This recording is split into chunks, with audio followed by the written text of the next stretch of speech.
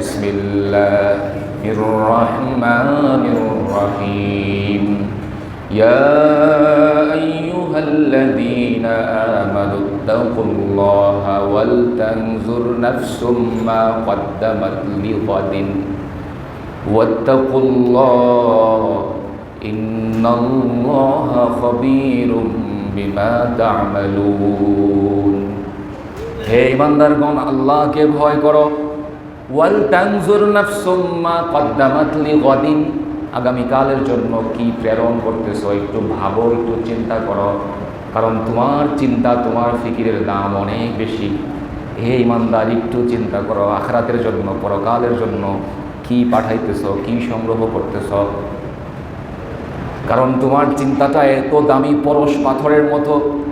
পরশ পাথর যেমন লোহায় লাগলে লোহা সোনা হয়ে যায়, কথা সত্য নাকি মিথ্যা আমি জানি না, কিন্তু মানুষের মেধা, মানুষের চিন্তা, মানুষের ফিকির এটা পরশ পাথরের চাইতে দামি। কেমন বলে, এই চিন্তা যদি কোনো বস্তুর উপরে পড়ে যায়, ওই বস্তুটা স্বর্ণের চাইতে দামি হয়ে যায়। স্বর্ণের চাইতে দামি জিনিস অস্তিত্বে আসে মানুষের চিন্তায়, মানুষের ফিকিরে। যেমন ফাইটার জেট, যুদ্ধ বিমান স্বর্ণের চাইতে দামি, বহু দামি জিনিস। মুহতারাম নাজরিন, এই ফাইটার জেট, যুদ্ধ বিমান অস্তিত্বে এসেছে কিসের কারণে?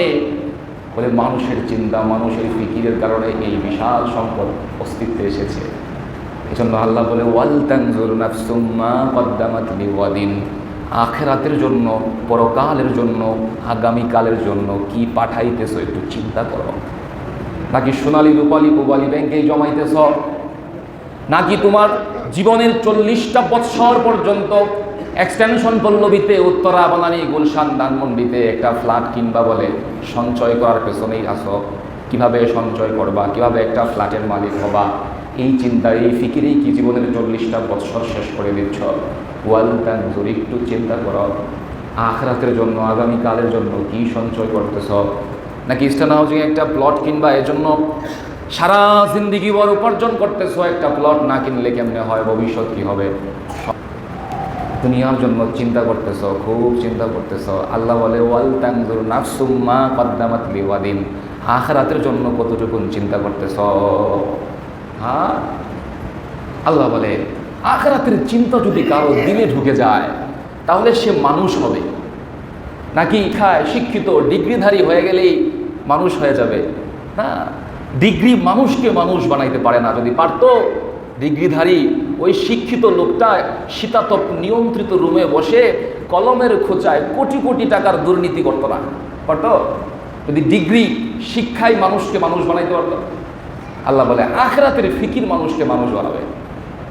সিসি ক্যামেরা দিয়া অপরাধ দমন করা যাবে না, দুদক দিয়া দুর্নীতি দমন, কমিশন দিয়া দুর্নীতি আটকানো যাবে না। যদি পারতো তাহলে আলুর দাম এত বাড়তো না। সরকার নির্ধারিত মূল্য লিখে দিছে, তোয়াক্কা না করে ৫-৫০ টাকা কেজি আলু বিক্রি করতেছে, আছে কি নাই? তো দুর্নীতি দমন কমিশন কোথায়? বলে এরা আইসা, এরাই তো টাকা নিয়ে যায়, এরাই তো কমিশন পায়, বিদায় চুপ করে বাজারতে উঠে অফিসার প্রফেসর চলে যায়।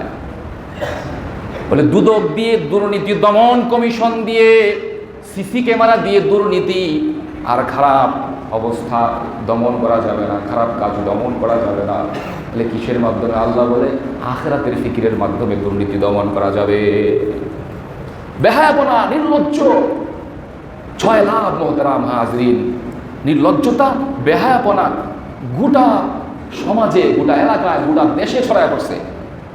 নাটক সিনেমার মাধ্যমে সমকামিতাকে প্রমোট করতেছে, শিখাইতেছে যে সমকামিতা এটা নর্মাল বিষয়, ইজি বিষয়, চেষ্টা করা হচ্ছে, খুব ষড়যন্ত্র চলতেছে এই উম্মতকে, এই নৌজওয়ান যুবক যুবতীদেরকে সমকামিতা শেখানোর জন্য নাটক সিনেমার ভেতরে এর মাধ্যমেও এটা প্রমোট করতেছে। নির্লজ্জ, বেহায়াপনা, দুর্নীতি, মিথ্যা, ধোঁকা, গোটা দুনিয়ায় ধোঁকা, ধোঁকা, ধোঁকা, গোটা এলাকায় ধোঁকা, সবাই ধোঁকা দেয়। হ্যাঁ, আমাদের গ্রাম হাজির সম্মানের চেয়ারে বসছে এলাকার নামি দামি লোক, সেও ধোঁকা দেয়। শিক্ষিত নাগরিক, ডিগ্রিধারী অফিসার, সেও ধোঁকা দিচ্ছে।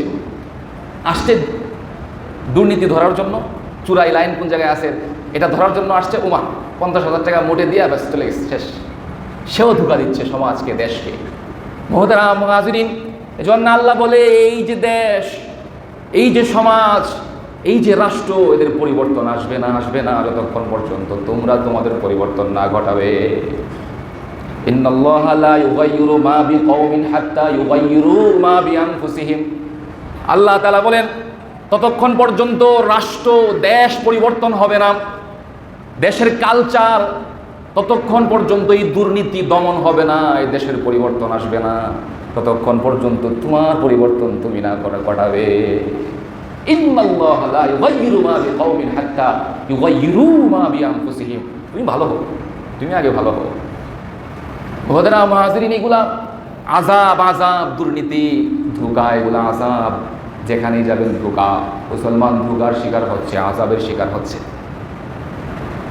দ্রব্যমূল্যের ঊর্ধ্বগতি, যখন তখন সিন্ডিকেট, যখন তখন আলুর দাম বাইরে যায়, যখন তখন পেঁয়াজের দাম বাইরে যায়, এই সিন্ডিকেট, এই দুর্নীতি, এগুলো কি বলেন? আযাব।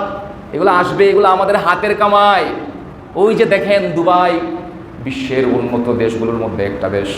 দুবাই দামি দেশ, ধনীদের দেশ, সুসজ্জিত দেশ। যেই দেশকে আল্লাহ তাআলা মূর্তি পূজা মুক্ত করার জন্য নবী রাসূল, অসংখ্য ওলি গাউস, কুতুব আবদাল দুবাই আল্লাহ তাআলা পাঠিয়েছিলেন। আর আল্লাহ তাআলা নবী রাসূলদের প্রেরণের মাধ্যমে দুবাই থেকে চিরতরে এই মূর্তি পূজা বন্ধ করে দিয়েছিলেন। কিন্তু এখন যে আমির, সেই রাষ্ট্রনেতা বলে পর্যটক আসবে, আয় হবে অর্থের লোভে, সে সেখানে মন্দির উদ্বোধন করে ফেলেছে। বেশি দিন যায় নাই, কিছুদিন আগে 14ই ফেব্রুয়ারিতে মন্দির উদ্বোধন করেছে। গত 2 দিন আগে ঝড় প্লাবন, বৃষ্টিতে জলোচ্ছ্বাস হয়ে বলে গোটা এলাকা, মার্কেট, শপিং মল, অফিস, আদালত সব ভরে গেছে পানি আর পানি। কোটি কোটি টাকার মালিক পাজারো প্রাডো দিয়ে ঘুরে, এখন প্লাস্টিকের নৌকা দিয়ে ঘুরতেছে। বলে এই আযাব কেন আসছে? যুহরাল ফাসাদু ফিল বাররি ওয়াল বাহরি বিমা কাসাবাত আইদিন নাস। বলে এই যে জলে স্থলে এই যে বিপর্যয়, বিপদ মুসিবত আসে, এগুলো তোমাদের হাতের কামাই। মুহতারাম মুহাজিরিন, আসবে আযাব। দেখেন না পানি কতটুকু গড়ায়, দেখেন, তাকায়া দেখেন কি হয়, দেখেন। মুহতারাম মুহাজিরিন, যদি আমরা আমাদের পরিবর্তন না ঘটাই, এই আযাব বাংলাদেশেও আসবে।